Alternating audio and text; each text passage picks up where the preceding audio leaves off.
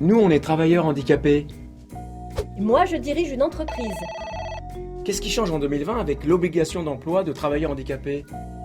D'abord, il y a quelque chose qui ne change pas. Le taux d'emploi reste fixé à 6% pour les entreprises privées de 20 salariés et plus.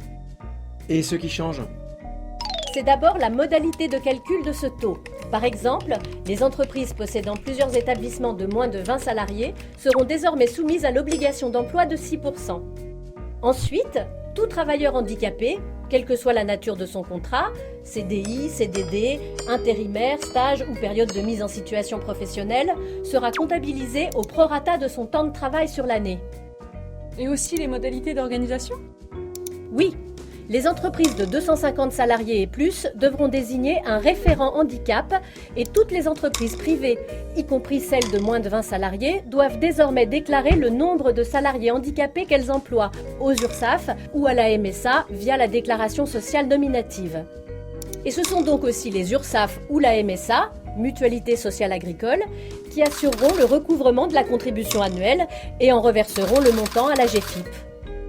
Enfin, les entreprises qui s'acquittent de l'OETH grâce à un accord agréé, d'entreprise, de groupe ou de branche, ne pourront le faire que pour 3 ans, renouvelables en une seule fois.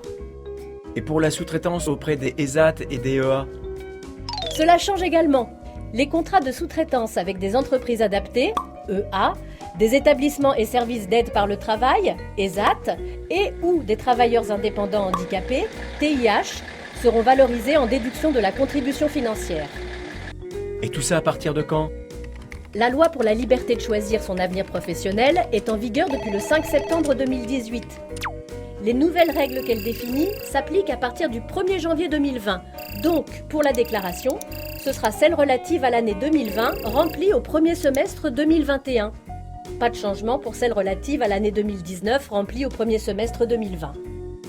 C'est très bien tout ça, mais l'essentiel, c'est de mieux faire comprendre que les travailleurs handicapés ont des compétences et il ne faut pas passer à côté. Justement, ça y contribue. Pour aller plus loin, allez sur académie.acompétenceégale.com ou téléchargez l'application À compétences égales. La GFIP a mis en place un certain nombre d'outils pour accompagner les entreprises dans cette réforme.